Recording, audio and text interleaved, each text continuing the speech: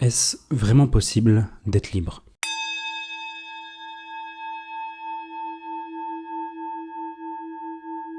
J'ai eu la chance d'être contraint à commencer ma vie assez jeune. J'étais beau, puissant, assez respecté, j'ai gagné bien ma vie. Je bossais dur et savais que l'école ne m'aiderait pas à atteindre mes objectifs. Quel objectif? Je ne savais pas vraiment. Après tout, c'est pas comme si quelqu'un nous aidait à trouver notre voie. J'ai compris que le travail paie. Et mon environnement à ce moment-là ne m'encourageait pas vraiment à penser autrement. Et proposait même des alternatives qui marchaient vraiment. La tête pleine de rêves, j'avais donc deux choix à faire. Partir dans le salariat, ce que je m'étais promis de ne jamais faire, par réflexe quasi instinctif, mais c'était une voie plus sûre, et pourrait me convenir en vue des nouveaux modèles qu'on nous présentait. Ou prendre le chemin mystérieux et de tenter de me frayer un passage dans l'entrepreneuriat, à une époque où peu de choses étaient documentées, où beaucoup retenaient de l'information pour en vivre. J'ai donc choisi une voie entre les deux, une sorte de mix. Je me suis laissé 1 an pour apprendre de ceux que je pensais être les meilleurs en France, puis je montrais mon projet. Mais au fond de moi, je le savais, j'avais fait un pacte avec le diable. Et ce pacte m'aura enchaîné pendant 5 ans, contrairement aux 1 an initiaux dont je m'étais promis de faire. Comme dirait l'autre, à qui troque sa liberté pour sa sécurité ne mérite ni l'une ni l'autre. Les premiers signes d'alerte furent la prise de poids, la négligence de ma santé, la caféine à des heures impossibles, la cigarette pour décompresser, puis le Covid est arrivé et le monde s'est arrêté. Et seul avec moi-même, le constat était dur à avaler, et ça a empiré. Je me suis fait virer, ou plutôt j'ai attendu qu'on me vire, passer de boîte en boîte, en sachant très bien que c'était mort d'avance. On peut pas m'en vouloir. Après tout, je venais de sacrifier 5 ans de ma vie pour une chimère. La nuit était devenue mon quotidien. Et je me laissais m'endormir, tout doucement. Mais le sommeil est propice à une chose, le rêve. Ou plutôt pour moi, des visions. Un homme, seul dans le désert. Une femme, un oasis. Et je me suis rappelé de moi, il y a 5 ans. Il était encore vivant. C'est tout ce qui me restait de pur. Je me suis donc laissé emporter par le flux. Et c'est là que j'ai vu le désert, les chaînes qui me retenaient d'avancer, reliées au loin à l'homme que je voulais devenir. Et c'est en sentant le poids des chaînes d'un côté de mon corps que je l'ai vu. L'enfant que j'étais à la croisée des chemins. Il a fallu que je vive tout ça pour en arriver là, ou j'ai toujours évité ce moment jusqu'à présent. Je le savais, aucun retour en arrière n'était possible. Derrière moi, le feu ardent de ma dépression me poussait vers l'océan inconnu de possibilités, alors j'ai pris ce que j'avais dans un sac à dos et décidé de marcher. Après tout, je n'avais plus rien à perdre et surtout, plus rien à prendre là où j'étais. J'ai donc entrepris de traverser le Maroc à pied, avec une idée simple, rejoindre le désert. Si je devais mourir pendant le voyage, je l'accepterais. Si j'en revenais vivant, le message serait clair. Et je t'ai tout documenté. C'est la première vidéo de ma chaîne YouTube et c'est là que tout a commencé pour moi. Rien ne s'est passé comme prévu. Mais paradoxalement, tout s'est très bien passé. Et je suis revenu avec un seul enseignement. Dieu est grand. J'essaie d'obtenir du coup ce que j'ai toujours voulu, la liberté. Si on définit la liberté comme l'addition de l'autonomie et de l'indépendance, alors c'est faire ce que tu veux, quand tu veux, où tu veux, avec qui tu veux. C'est mon projet. Et je l'ai appelé le projet Ouria. Alors voici mon but avec toutes ces vidéos. Conquérir ma liberté, partager la vérité de ce monde pour mourir en homme de Dieu et accomplir, je crois, la mission qui m'a été donnée. Je suis un aspirant de la sagesse et voici ce qui s'est passé dans ma vie cette semaine. Et du coup, on fait le bilan de la semaine et donc du coup du mois d'août. Et pour cette semaine, du coup, je vous ai pas préparé forcément un programme ultra structuré pour plein de raisons qu'on va voir ensemble du coup pendant cette vidéo. Il y a bientôt l'appel à la prière, donc je continuerai à parler pendant l'appel à la prière pour être sûr et certain que je fasse au plus vite. Et du coup, sur ce mois d'août, j'ai fait plein de choses, notamment avec ma femme, on a beaucoup voyagé. On est allé dans des lieux un peu perdus dans le nord du Maroc, on a bien visité, on a fait une plage un peu perdue dans des villages un peu retrouvés, donc des villages de pêcheurs, on a vu des choses assez incroyables, notamment des migrants qui ont essayé de rejoindre Ceuta en bateau, le bateau totalement dégonflé. À la totale, je vais me lever juste pour fermer la fenêtre, bien comme il faut. On a notamment aussi partagé la plage avec un narcotrafiquant très connu qui est capitaine d'une équipe de foot, donc je laisserai faire des recherches. Après ça, on est parti dans une partie de la famille de ma belle femme, qu'en gros, bref, dans une des parties de ma belle femme où on s'est retrouvés dans une sorte de cousinade au fin fond d'une forêt à dormir par terre, ça pendant 3 jours, c'était incroyable ça aussi. Et après on a pris une semaine pour nous parce qu'on était assez malades. Et le dernier week-end, on est parti en gros à la rivière. moi et ma femme. Donc un truc assez chargé et assez chargé aussi, pas trop en travail parce que j'ai presque pas bossé ce mois-ci, mais en lecture. Donc comme vous pouvez voir, j'ai lu tout ça ce mois-ci. Et je vais vous les résumer en fait tout simplement. Et le premier livre que je vais vous résumer du coup, c'est tout simplement Sapiens de Yuval Harari que j'avais déjà lu à l'époque. Donc tous les premiers épisodes comment on appelle ça, de Ouria. Tout simplement, j'avais lu ce livre-là. Je l'avais lu en anglais à l'époque. Et cette fois-ci, je l'ai lu en français. Et vous allez voir, il y aura une grosse différence sur mon résumé. Donc laissez-moi prendre mon résumé pour que je puisse un peu voir mes notes là-dessus. Mais en gros, voilà. J'ai énormément aimé ce livre, notamment en français, de sa version française. C'est vraiment un très très très très bon livre. Donc ça, faut vous rendre compte que je vais prendre pour tous les résumés que je vais faire comment on appelle ça, en 3 parties. Donc une note sur l'auteur, une note sur le livre et une note de moi-même, mon avis sur le livre. Donc la note sur l'auteur, il faut savoir que Yuval Harari, c'est un Américain israélien qui est homosexuel, qui vit dans une colonie en Israël. Donc il est assez atlantiste dans sa pensée, il est assez woke, et notamment du fait de son orientation sexuelle, et qui est assez proche du bouddhisme parce qu'on sait, il s'est connu qu'il fait des méditations longues tous les jours et que potentiellement il serait végétarien, en tout cas il aime beaucoup les animaux. Et en gros, on peut le dire, Yuval Harari, dans les années 2010, c'était le nec plus ultra de la société. C'était un gay assez ouvert d'esprit dans l'air du temps, à un tel point que ce livre-là a été conseillé par Obama en personne. Il a été adoubé par le grand Obama pour lire ce livre, et donc ça a été un best-seller. Donc, pour la note sur le livre, il n'y a rien de vraiment incroyable, c'est juste que c'est très très très très très bien écrit. Malgré la largeur du livre qui est presque à 500 pages, avec des vraies pages, c'est pas des pages écrites en gros, mais sur du petit format, ça se lit plutôt bien, on s'y perd pas, on peut le lire d'une traite. Moi je l'ai lu en une semaine, et il se départage en 3 grandes parties. Ce sont les 3 grandes parties, et moi ce que j'aime bien dire, les 3 boîtes de Pandore que l'humanité, et notamment Sapiens, donc Homo sapiens, est passé. Donc la première, c'est ce qu'on appelle la révolution cognitive, c'est par une force inconnue, on va dire, sans dire des termes qui pourraient mettre mal à l'aise l'auteur, mais en gros, voilà, par pur hasard, Homo sapiens se retrouve avec un cerveau qui est beaucoup plus gros que la moyenne, et lui permet en fait tout simplement d'être un peu plus explorateur quand il naît en Afrique il y a plusieurs centaines de milliers d'années. Donc il fabrique des outils, il domine notamment dans Néandertal, et il colonise petit à petit le monde pendant plusieurs centaines de milliers d'années, et c'est un chasseur-cueilleur, et il pratique la chasse au brûlis. Ça veut dire en gros, il prend une savane, il la brûle, et il récupère tout ce qui a été brûlé en termes d'animaux, et il récupère potentiellement des fruits, etc., enfin plein de choses. Donc c'est ça la première partie, c'est vraiment le fait, c'est un peu le don qu'on lui a donné, c'est un peu le fait qui lui a permis de se développer, donc c'est pas vraiment une boîte de Pandore. Et pour moi, la vraie boîte de Pandore qui a été ouverte pour Sapiens, ça a été le début de l'agriculture, et donc de sa domestication, de sa sédentarisation. Et donc du coup, arrivé à ce moment-là, il a dû s'installer dans des villages, commencer à travailler la terre, et s'est retrouvé un petit peu perdu, et il s'est rendu compte pendant toutes ces années d'errance de chasseur-cueilleur que finalement il pouvait avoir un contrôle sur la nature, à un tel point qu'il pourrait contrôler potentiellement ses réserves de nourriture tout au long de l'année, et notamment en travaillant le blé, l'orge, ce genre de choses, et du coup faire des réserves, et ces réserves vont amener du coup au commerce, parce que les surplus on pouvait les échanger, les troquer, et bien sûr il y en avait des gens qui avaient plus de choses que d'autres. C'est le fameux le début de l'enfer, c'est la propriété. Je ne sais plus qui c'est qui avait dit ça, je crois que c'est Rousseau, on ne sait rien, mais en gros voilà le fait que on a commencé le principe de propriété, et donc du coup de hiérarchie, et donc du coup de monnaie par la suite, et enfin de Dieu, parce que quand il n'y avait pas de récolte, il fallait bien se rattacher à une force supérieure pour tenir toutes ces années-là et lancer les pluies. Et donc du coup les premiers empires sont lancés à Sumer, etc.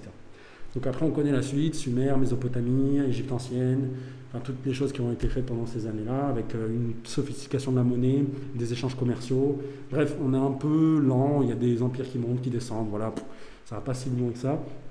Et la troisième boîte de Pandore finalement, qui a été vraiment, je pense, l'essor le plus important, et qui a amené du coup la révolution industrielle, c'est la troisième boîte de Pandore, c'est la révolution scientifique qui a été amenée notamment par l'alphabétisation. On verra sur d'autres livres, on en parlera aussi sur d'autres livres de l'alphabétisation, etc. Et cette alphabétisation a donné du coup le savoir à beaucoup de personnes.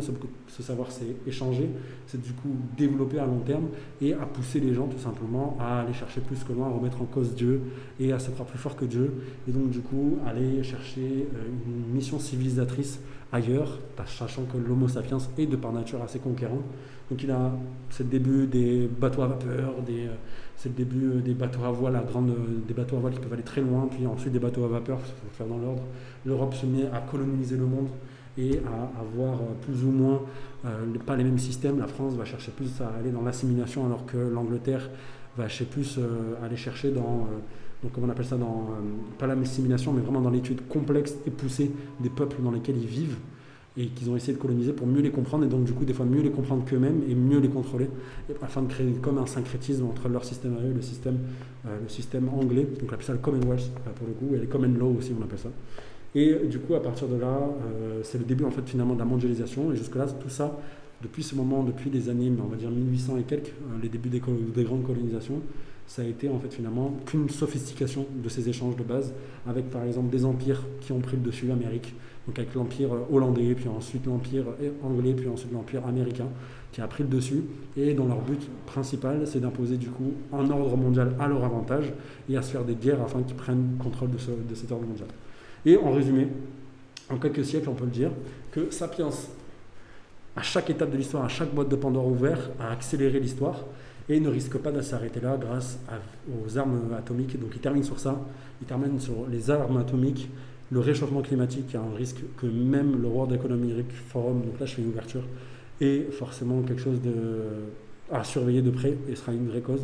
Ensuite l'intelligence artificielle, et enfin la biotechnologie, qui est sans doute la chose qui m'intéresse le plus, avec notamment les robots, les implants, etc., qui sont des choses qui m'intéressent énormément en ce moment. Je suis vraiment fasciné par les robots, j'aime beaucoup ça. Et du coup, ce qu'il faut retenir en fait un peu de ce livre-là, de ce que j'en ai compris en tout cas, c'est que c'est finalement une longue histoire de l'homme qui devient presque un dieu, mais qui sait tout contrôler sauf à peu près elle-même. Et donc du coup, sur cette note de l'auteur, qu'est-ce que j'aime sur ce livre? La première chose que j'aime beaucoup sur ce livre, c'est qu'à chaque fois que je le lis, que ce soit en anglais ou en français, il m'inspire énormément, et ça c'est grâce à sa simplicité. C'est tout simplement parce que ce livre-là, il est facile à lire, il se conjugue plutôt bien, même si des fois il peut avoir des incohérences historiques, comme on a pu le relever plusieurs fois, des auteurs, des vrais historiens qui ont dit oui mais ça c'est pas vrai, etc. Et dans l'idée, il est assez loin de ceux de Leningrad que je vais parler juste après, qui est en fait finalement un peu l'inverse de ce livre-là, qui est très américain, enfin très pratique, qui en fait a un chic fou de vous faire comprendre des choses assez complexes grâce à des histoires super simples. Et les critiques que je vais faire en fait à ce livre, c'est finalement en fait lié à son auteur, avec l'idéologie qu'il partage, notamment un peu wokiste, anti-religion, très, très pro-science, très woke, notamment sur les questions liées au genre et aux animaux de manière générale. Ça se met un peu en contradiction avec mes croyances de musulman, mais je le recommande fortement, c'est un très très très très très bon livre. Et franchement pour le coup, contrairement au deuxième livre que je vais parler, c'est vraiment un très très bon livre que je conseille. Ok, on passe au deuxième livre. Alors, il faut que vous compreniez un truc qui est ultra important, c'est pourquoi je lis ces livres-là, pourquoi j'ai lu ces livres-là cet été. Pour la simple et bonne raison que moi j'ai un projet de livre, je pense que j'en ai parlé déjà dans quelques épisodes. Et ce projet de livre, l'objectif de ce livre c'est de le créer en 3 parties. 3 parties pour essayer de montrer les grandes règles universelles que traverse le monde en passant par les grandes lois physiques et essayer de faire un rapprochement en disant que ces lois physiques s'appliquent déjà à la société, puis ensuite à l'humain. Et donc du coup je reviens sur cette transverse un peu que j'aimerais bien faire, où je me retrouve dans cette situation à lire des livres, et en fait là je suis dans la deuxième partie du livre parce que j'ai déjà fini la première partie qui parle des lois de l'univers, où je pose le socle commun de tout le livre, et sur la deuxième partie j'essaie de faire déjà dans le chapitre 1 l'histoire de l'humanité en très très rapide, encore plus rapide que ça, parce que là c'est 500 pages, je ne ferai jamais 500 pages, mais une histoire assez concise qui arrive à être compris par tous et assez rapidement, et pour ça j'ai besoin de lire des livres qui reprennent l'histoire de l'humanité. Et ce deuxième livre, du coup, en fait partie avec le livre d'Emmanuel Todd, où en sommes-nous, que je pensais, vous allez voir, pour être honnête, je vais vous lire mes notes là-dessus, mais que je pensais pouvoir m'aider à avancer dans ce projet-là, mais qui au final s'avère un peu plus complexe que ça. Bref, donc du coup, on revient sur les notes sur l'auteur, Emmanuel Todd. C'est, on va dire, sans être méchant, sans que ce soit péjoratif, un auteur moyen. Moi j'appelle ça les auteurs moyens. Ça veut dire qu'ils sont ni encensés par les médias mainstream, etc., ni non plus acceptés totalement dans la dissidence parce qu'il ne va pas assez loin. En gros, c'est un bon français, je trouve. C'est un très bon français. Il est dans Il aime bien dire des phrases un peu choc, mais c'est pas trop choc non plus, tu vois, il n'y a pas trop dans les délires. Là où pour le troisième livre, je vais vous le montrer un petit peu, mais pour le troisième livre, on va peut-être totalement partir en couille. Là où, en fait, j'ai fait vraiment une transversale, là où celui-là, en fait, est vraiment le livre mainstream par excellence quand on cherche à lire un livre qui parle de l'humanité, c'est le livre qu'on doit lire en premier. Là, on part plus d'un livre qui est en fait un universitaire français qui a réussi à découvrir une clé de lecture de la société autour des systèmes familiaux.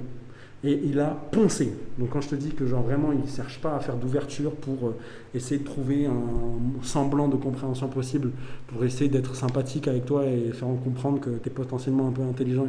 Non, c'est pas un livre qui veut essayer de te rendre intelligent, c'est un livre qui veut essayer de prouver et de poser. En fait, ce livre-là, il permet à l'auteur de poser c'est un livre universitaire, donc il permet en fait tout simplement de poser sa théorie. Donc, les notes sur le livre, il y en a plusieurs. Je vais essayer de faire un de mon mieux parce que vous allez voir dans les notes mes notes à moi, donc qu'est-ce que j'ai pensé du livre. On se retrouve dans un truc un peu complexe, donc vous allez comprendre tout de suite après, mais en gros, on va parler des bases de la théorie de l'auteur, ou en gros, sur cette partie-là, on va essayer de faire un truc qui est assez simple, c'est qu'on va parler des 1, 2, 3, 4, 5 choses que j'ai trouvées assez intéressantes dans ce livre et qui m'ont permis d'avancer un peu plus mes réflexions. Donc, pour l'auteur, déjà, il y a 3 niveaux dans l'humanité, dans l'histoire de l'humanité, ou 3 temps, ou 3 moteurs de l'histoire, du plus rapide au plus lent. Donc, le premier, qu'il appelle le niveau conscient, c'est tout ce qui concerne l'économie, parce que c'est facile à calculer, on peut vite le schématiser, et ça nous permet tout simplement de pouvoir faire avancer les choses beaucoup plus rapidement parce qu'on en a conscience. C'est du taux d'intérêt, c'est du nombre de dettes, c'est du PIB, c'est des choses qu'on peut calculer, donc du coup on peut avancer très rapidement sur ces sujets-là. Et c'est pour cette raison que sur le niveau conscient, donc lié à l'économie, on peut se rendre compte que en fait, finalement la mondialisation et la financiarisation de notre monde a duré qu'à peu près un demi-siècle, ce qui n'est pas beaucoup à l'échelle de l'humanité. Après il parle du niveau subconscient qui est lié plus aux réformes de société plus à grande échelle, donc littéralement ici il parle de l'alphabétisation, qui en fait prend beaucoup plus de temps, déjà plusieurs décennies à être mis en place, mais une fois mis en place, c'est vraiment un changement qui fait accélérer l'histoire.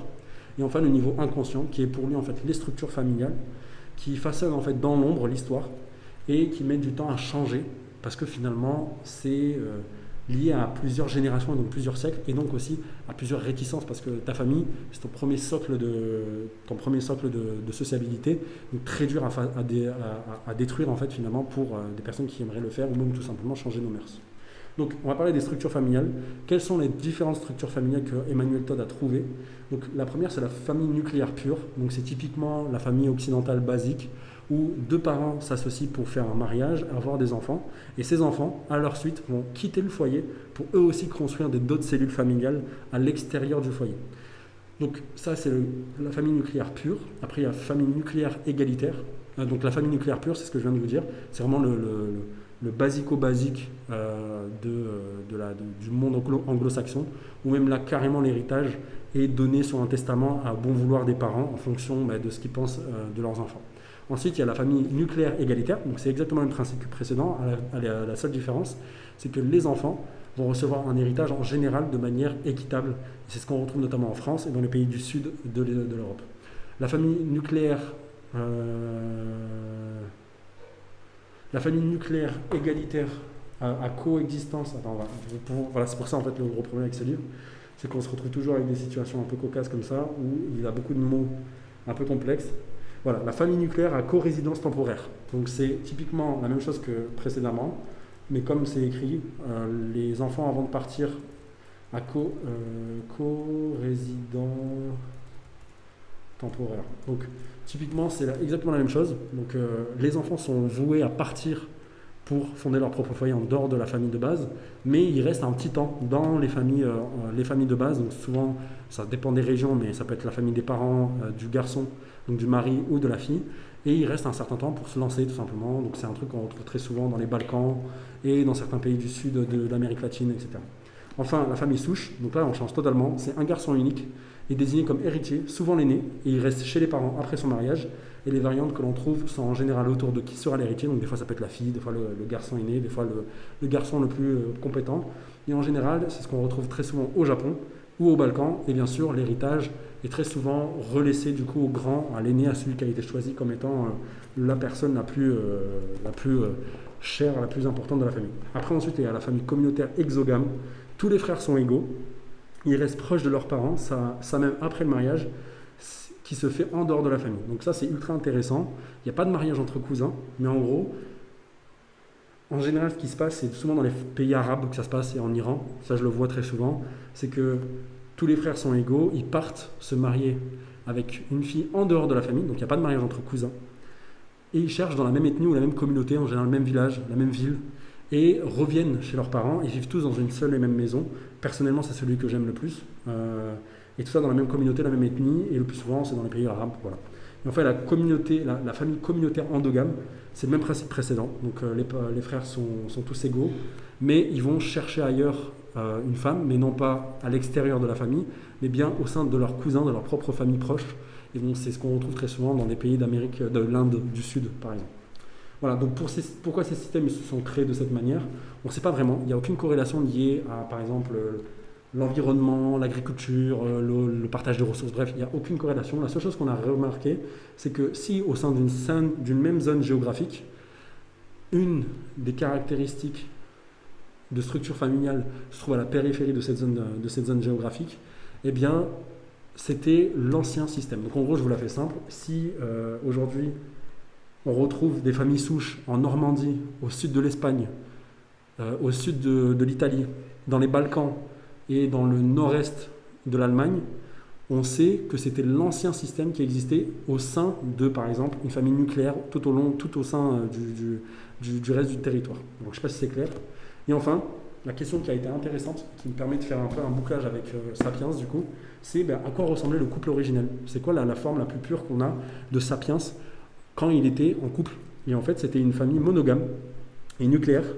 Mais nucléaire, c'est très large parce que c'est très restreint dans le sens où il y a beaucoup moins d'humains et ils ne partaient pas non plus à des 100 000 km. Ils vivaient dans leur hameau, dans leur village et du coup, ils étaient certes nucléaires, donc les enfants partaient du foyer pour fonder leur propre famille, mais restaient finalement dans le même village, la même région. Ils n'étaient pas très loin les uns des autres. Et exogames dans le mariage, mais pas endogames dans l'ethnie. Donc ça revient au même sujet qu'avant. Ça veut dire en gros, ils sont exogames, ils vont chercher ailleurs, mais dans la même ethnie, le même village, ils vont aller chercher une femme. Bien sûr, ils étaient très flexibles dans leur quotidien, ils pouvaient quitter très facilement leur lieu de villégiature, mais avec un socle commun entre chasseurs, donc l'homme jouait le rôle de chasseur, et les femmes qui étaient reliées à la cueillette et à l'éducation, mais malgré tout avec une forte place de la femme dans la société. Et c'est vraiment la forme du couple la plus pure qu'on a de Homo sapiens. Et la performance, et en gros du coup quand on se rend compte, et ça c'est une chose qui est assez intéressante là-dessus, je pense que c'est un des points les plus intéressants du livre, c'est que quand on regarde une nation qui a prospéré énormément, c'était une nation qui se rapprochait énormément de ce couple originel. Donc on prend l'exemple par exemple des États-Unis, quand les pionniers ont quitté l'Angleterre, ils sont très vite positionnés dans une structure de famille monogame, nucléaire, exogame dans leur communauté, mais endogame dans leur ethnie et donc dans leur hameau. Et ça leur a permis en fait tout simplement de surperformer et d'être extrêmement flexible face à des systèmes qui étaient beaucoup plus complexes. Et qu'est-ce que ça veut dire sur tout ça? Ça ne veut pas dire que le couple originel c'est trop bien, c'est le plus flexible, c'est le plus adaptatif au sein de l'environnement, donc par nature il sera récompensé en étant le critère qui se reprendra le plus et donc du coup qui permettra à la personne qui l'adapte d'être le plus fit, donc c'est vraiment littéralement du darwinisme familial on peut dire, et ce qui veut dire que du coup ce qu'on nous on considère comme du archaïsme, c'est-à-dire des sociétés endogames communautaires par exemple du sud de l'Inde où le statut de la femme est extrêmement bas, où les gens se marient entre cousins, en fait c'est un gage de très grande complexité de structure familiale en fait finalement.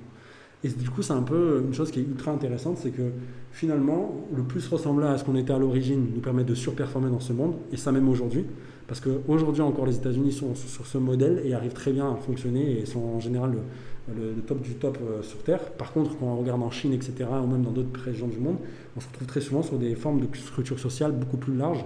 Et ce qui permet en fait finalement à ces sociétés qui ont une structure familiale beaucoup plus originale à prendre le dessus sur elles, parce que voilà, encore une fois, encore plus flexible et donc le fit-test. Donc on va passer sur mes notes. Donc je pense que c'est la chose la plus importante de cette vidéo à propos de ce livre. Je vais être honnête, j'ai pas rempli grand chose. En fait, ce que je viens de vous résumer, c'est vraiment, je pense, l'ossature du livre. Ce qui est le plus important à retenir. Tout le reste, c'est vraiment du jargon ultra technique, pas ultra technique, c'est pas ultra technique, mais de l'auteur, vraiment, il a voulu faire en sorte de, en fait, j'exprime extrêmement bien. En fait, il a voulu créer un livre qui lui permettra de dire, mais c'est dans le livre, en fait. Je sais pas si vous voyez ce que je veux dire. Il a essayé de tout foutre dedans. Et en plus de ça, il le fait même pas bien. Déjà, dans la structuration des chapitres, j'ai rien compris à la structuration. Je sais pas où il voulait aller, en fait, finalement, cet auteur. Là où ici, c'est ultra limpide, hein. C'est ultra simple. On comprend très vite où on va. Et c'est très simple à lire. Là, ici, à un moment, il va te faire un paragraphe qui parle de l'Irlande du Nord en 1654, de comment ça a évolué la structure familiale sur 30 ans. Puis ensuite, il va passer en 1740. C'est vraiment le travail d'universitaire qui me rend fou, avec un langage et un vocabulaire, un niveau de français qui est beaucoup trop haut pour le sujet qu'il essaie d'attaquer, qui est un sujet assez simple finalement. Ou non, en somme, tu vois. En fait, je parle juste de comment l'humanité avance. Si tu as envie de parler de ta théorie des familles, des structures familiales, c'est trop bien. Mais pose-la au début dans un chapitre, dis à peu près comment ça a évolué, et après, de temps en temps, tu fais des petites remarques dessus. Le mec, à chaque chapitre, il a essayé de rentrer sa théorie.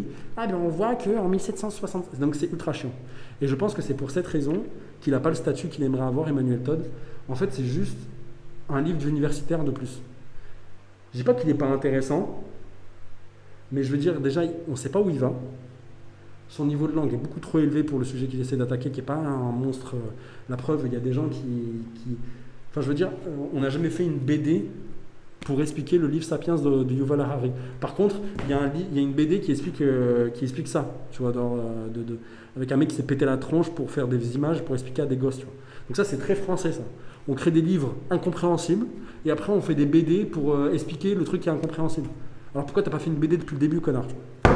J'en ai marre de ces gens-là. J'en ai marre. J'ai perdu mon temps avec ce livre. Il m'a pas du tout aidé. Ça, c'est un truc qui me rend fou, genre. Ensuite, deuxième truc qui est ultra important, il a une chance, mais une fascination à ne pas finir ses livres. Donc le mec, il a écrit un livre qui s'appelait, alors laissez-moi regarder, L'origine des systèmes familiaux, qui est en fait un livre qui pose sa théorie des systèmes familiaux, et il n'a pas mis l'Afrique dedans parce qu'il n'a pas encore eu assez de data pour le faire. D'accord, ça je peux le comprendre, première édition, je n'ai pas encore fait l'Afrique. Et là le gars il a dit, bah c'est bon, j'ai compris l'Afrique, je peux vous en parler, du coup je vais le mettre dans ce livre-là.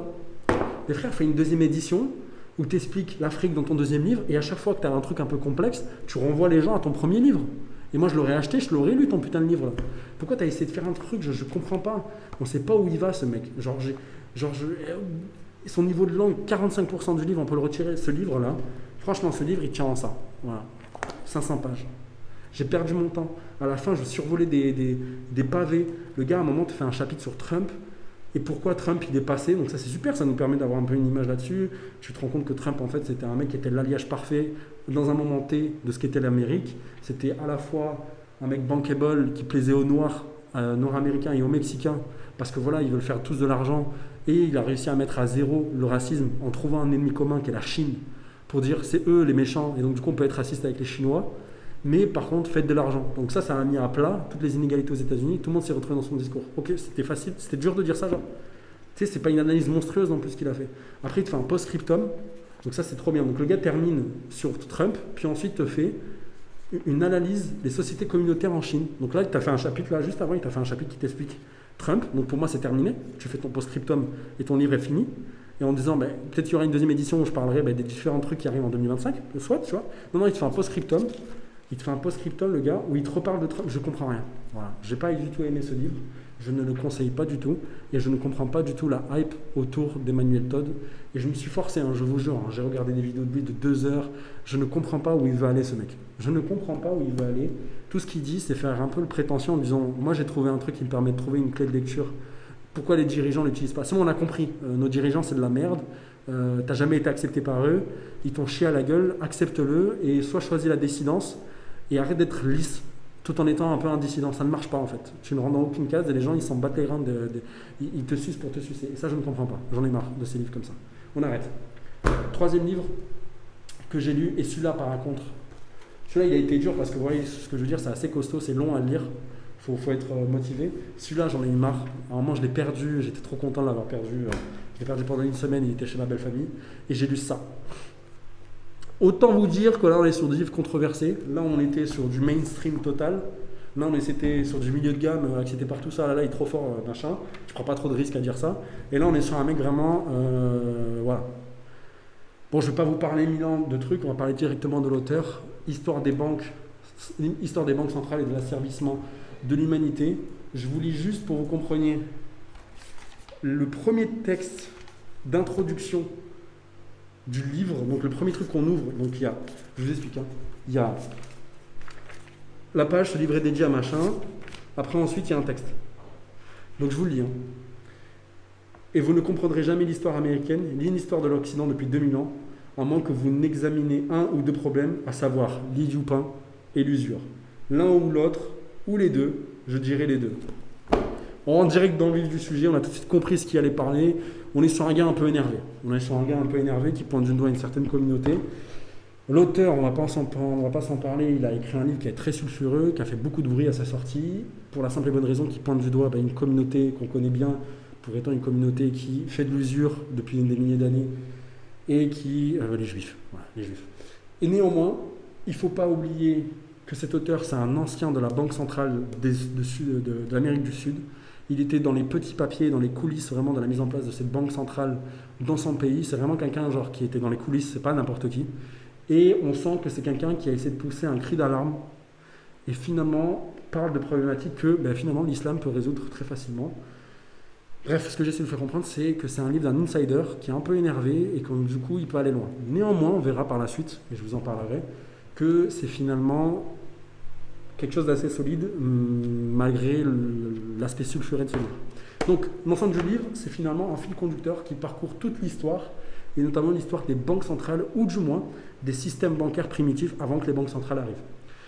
On y voit que très souvent, il faut le dire, étant très souvent en manette de ce type d'activité, la communauté juive est très souvent de manière cyclique proche des systèmes qui permettent tout simplement des effets nocifs en fait finalement qu'on connaît de l'usure et qui en fait une fois mis en place de manière un peu incontrôlée, peuvent faire en sorte que de manière mathématique, via des intérêts beaucoup trop grands, amener à une accaparation assez conséquente de certains endroits. Et en gros, ce qui se passe, c'est qu'il reprend le fil depuis le début de l'histoire jusqu'à nos jours, où il arrive à faire le lien avec pas mal de choses, des guerres mondiales.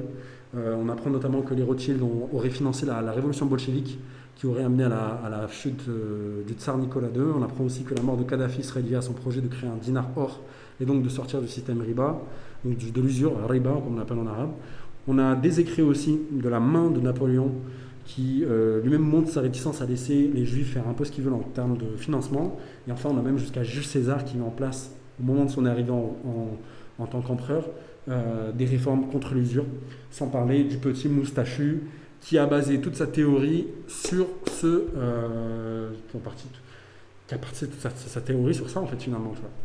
Donc la chose intéressante, c'est que l'ensemble de ces accusations, elles sont documentées de manière extrêmement méthodique par des lettres, des livres d'auteurs non antisémites. Donc vraiment, tout au long du livre, on a des notes, donc des notes de bas de page avec vraiment, je ne sais pas comment vous expliquer, mais c'est des livres, on sent que c'est du livre de qualité. Moi, je suis allé retirer plein de fois, vérifier, etc. Et vraiment, c'est solide. Hein. Je veux dire, ce mec, franchement, il a eu les couilles de dire ce qu'il pensait. Mais l'auteur, il a eu la prétention de ses accusations. Vraiment, il a vraiment documenté ce qu'il pensait être ultra important. Et franchement, c'est un livre à charge. Mais derrière, c'est baqué par des choses. Hein. Je suis désolé, mais c'est vrai. Hein. Ce qui fait écho, en fait, tout au long du livre, c'est que aussi long que l'on puisse l'observer. Donc, en gros, la finalité un peu du livre, sans parler de la communauté en particulier, sans que ça rentre dans des détails un peu qui pourront m'envoyer au goulag, c'est que, en fait, tout au long de ce livre, c'est qu'aussi long qu'on puisse regarder, une monnaie dirigée par un État souverain, qui peut frapper sa propre monnaie, d'ailleurs c'est même le régalien, c'est même la frappe de la monnaie, l'émission de la monnaie, c'est du régalien, c'est même pas un truc comme ça, tu vois. Et donc du coup, un État, il doit avoir ce pouvoir entre ses mains, pour pouvoir financer du coup sa population avec des crédits sans intérêt, pour qu'il puisse commencer à produire et enfin récupérer par les impôts, tout simplement le retour de son investissement. C'est ça le seul rôle de l'État en termes de monnaie et d'économie. Et le problème, c'est que quand on délègue ça à une banque centrale qui, elle, est totalement indépendante, parce qu'il ne faut pas croire, nos banques centrales, c'est des banques privées en fait. Il y a un board qui sont... Enfin, je veux dire, la Banque centrale américaine, c'est une banque privée qui a un conseil d'administration avec des banques privées qui sont à sa tête. Et il faut savoir que la Fed crée elle-même la monnaie pour les États-Unis. Donc, pour vous rendre compte, c'est que c'est une dinguerie en fait. C'est comme si... c'est comme si vous étiez accro à l'héroïne et que pour arrêter, vous appelez votre dealer pour vous empêcher de prendre des produits. Enfin, c'est exactement ça en fait. J'ai trouvé une très très bonne analogie.